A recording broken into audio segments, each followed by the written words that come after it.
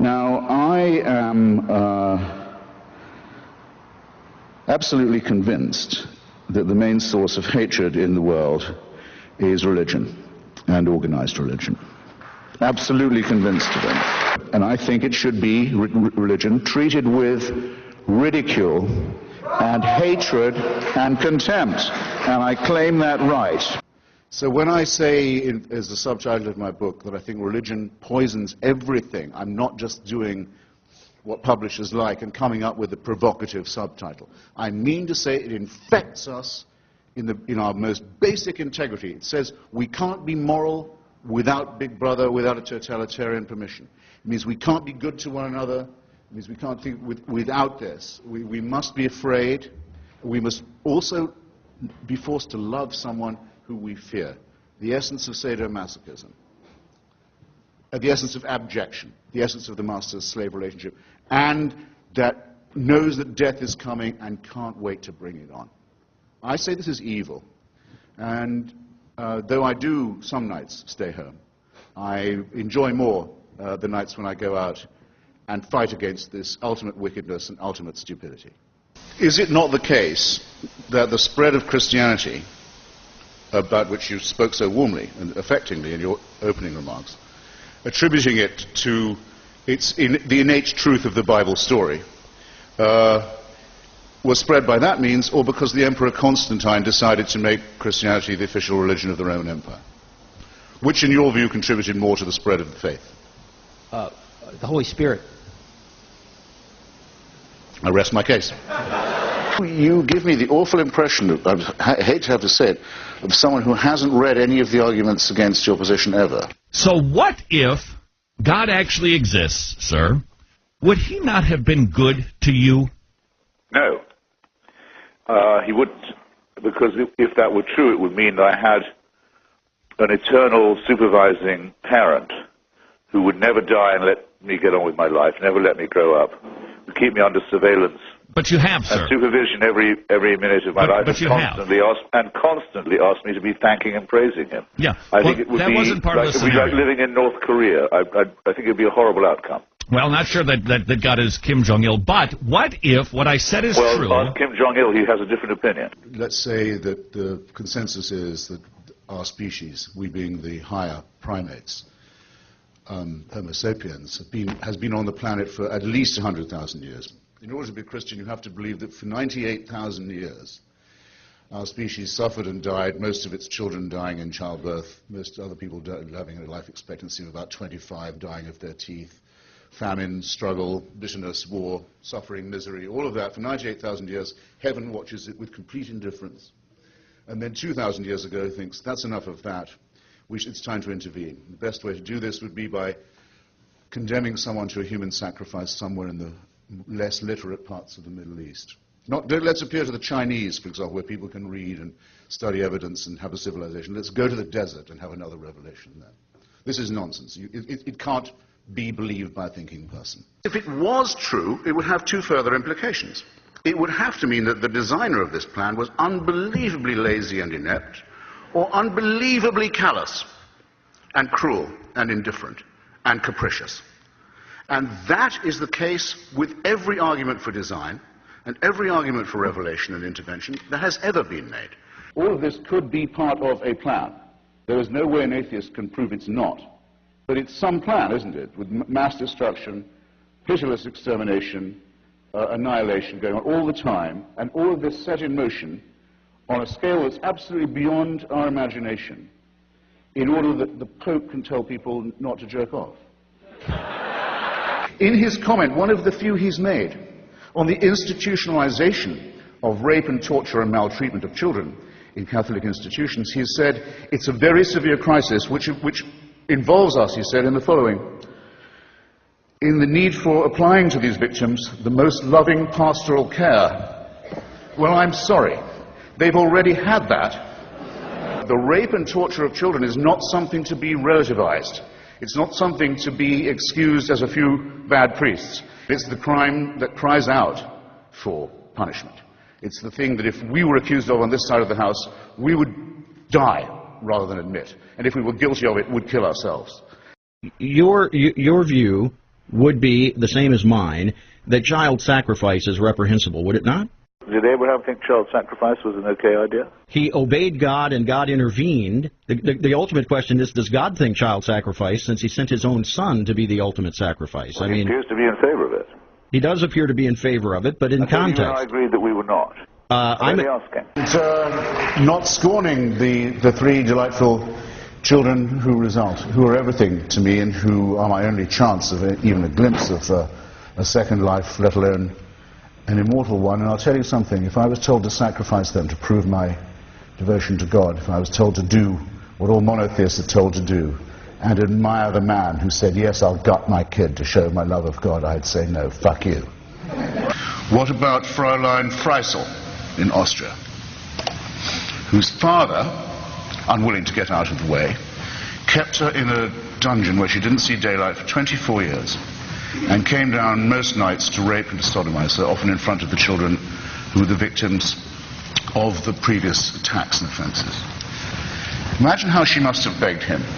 Imagine how she must have pleaded. Imagine for how long. Imagine how she must have prayed every day, how she must have beseeched heaven. Imagine, for 24 years, and no answer at all. Nothing. Nothing. Now, you say that's all right that she went through that, because she'll get a better deal in another life?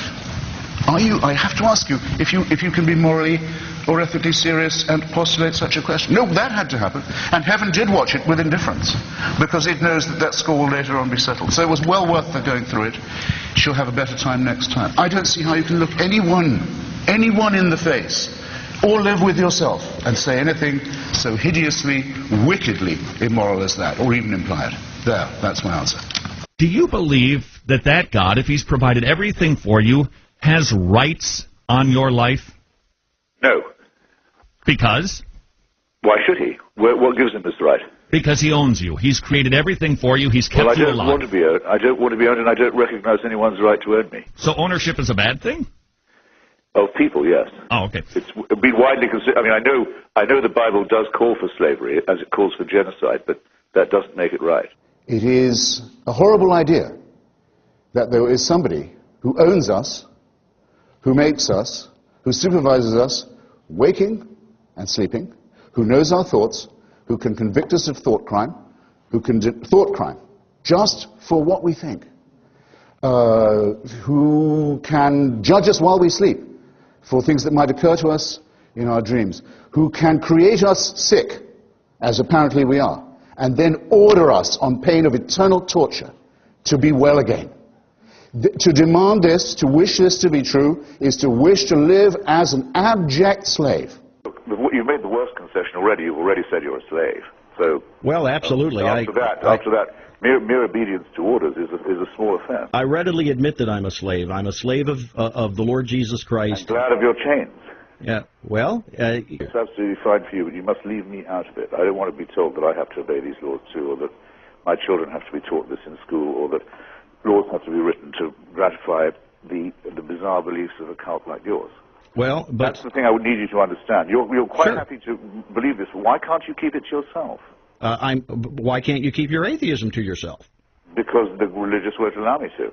Because every time I open the paper, there's another instance of theocratic encroachment on free society, which I won't put up with which I will not put. Well, that's clear. What about the most important minority in the history of the world? Those who have never believed in God, those who believe that an ethical life is possible without religion. We have to be insulted and outraged every day by what we see and what we read. By slaughter and murder. Slaughter and murder and barbarism and insult and superstitious nonsense. We do not reply in kind. We don't say, we'll go and kill you if you go on insulting us like this. Do we get no credit for saying this? When has anyone ever said, what's it like to be insulted as someone who thinks that civilization's a real thing? Why is it always interfaith? Why is it always interdenominational? Why can't we say that all of these cults are equal and equivalent glimpses of the untrue? I know what's coming. I know no one beats these odds. And it's a matter of getting used to that and growing up and realizing that you're expelled from your mother's uterus as if shot from a cannon towards a barn door studded with old nail files and rusty hooks. It's a matter of how you use up the intervening time in an intelligent and ironic way, and try not to do everything ghastly to your fellow creatures. I think it will one day be admitted with shame that it might have been in error to say that AIDS is bad as a disease, very bad, but not quite as bad as condoms are bad, or not as immoral in the same way. I say it in the presence of His grace, and I say it to His face. The preachings of His church are responsible for the death and suffering and misery of millions of His brother and sister Africans, and He should apologize for it. He should show some shame. There's another immoral injunction. Go love your own enemies. Don't be loving mine. My enemies are the theocratic fascists. I don't love them. I want to destroy them. For condemning my friend Stephen Fry for his nature. For saying you couldn't be a member of our church. You're born in sin. He's not being condemned for what he does. He's being condemned for what he is. You're a child made in the image of God. Oh, no, you're not. You're a faggot. And you can't join our church and you can't go to heaven. This is disgraceful. It's inhuman. It's obscene. And it comes from a clutch of hysterical, sinister virgins who've already betrayed their charge in the children of their own church. I would posit to you, Christopher, that there is no fundamental difference between what the Israelites did to the Amalekites and their surrounding neighbors or enemies than what the United States did justly in going into Iraq. Whether we did it principally for moral reasons, it certainly had a moral... Can you possibly for 1 second be morally serious as a human being and say that? Well, yes, I can. We fulfill what Iraqis did we exterminate? What Iraqis did we enslave? What Iraqi virgins did we keep for our soldiers, having killed the rest of their families? Well, what are you talking about, sir? But That's what I You said. took up all the time for my answer with your long, rather unlettered question. Oh. If you want to get good people to do wicked things, you need religion. What do I mean by that? I mean to say that when they see a newborn baby arriving in their life, if anyone's ever thought, even myself, well, maybe there is something to this. Look at the perfection of this little bundle. But they said, I tell you what, though, before we go any further, we need to get a sharp knife or a stone from somewhere and start hacking away at the genitalia of this little bundle. Because if we don't, we won't be doing God's will. Now, no moral person would do such a thing unless they thought it was divinely warranted. Christopher, I've got to call you down on referring to circumcision as genital mutilation. My son cried more at his first haircut than he did at his bris. And statistically... You weren't doing it right then. Statistically, the only long-term effect that it seems to have on people is it increases their chances of winning a Nobel Prize. I can't find the compulsory mutilation of the genitals of children a subject for humor in that way, or flippancy in that way. What if a Muslim was to say to you just now, my little girl cried more at her first haircut than when I cut off her clitoris? What would you think of me if I was to say such a disgusting thing? That a person as humane as yourself can sit here and think of that as a fit subject for humor shows what I mean. Religion makes morally normal people say and do disgusting and wicked things, and you've just proved my point for me. Well, I want to make it clear in our closing moments here, Christopher. I don't consider you an enemy. I don't consider you... But I'm very sorry to hear that. Well, I know, because you want me to be your enemy. Excuse me, you are my enemy. Well, but you're not my enemy. How you can figure that? No, because I don't feel a need to have to silence Christopher Hitchens. Well, you don't have a chance of doing that. I don't mean that at all, but I mean your preachments are evil and they're a direct threat to the survival of civilization. So if you don't consider me an enemy, you don't know an enemy when you see or hear one. The argument for theism, that not only can we establish this prime mover's existence, but we can show by some form of induction that he intervenes in wars, that he answers prayers, that he cares who we sleep with and in what position, what food we eat and on what days, is a ridiculous proposition. It's a claim to a truth that no primate can claim to make. Primates who claim to know it should be distrusted. Great damage has been done and continues to be done by such people and by such ideas. You're better off thinking for yourself and taking all the risks, and I might add all the pleasures that will come from that. The most overrated of the virtues is faith. The metaphysical claims of religion are untrue. Thank you.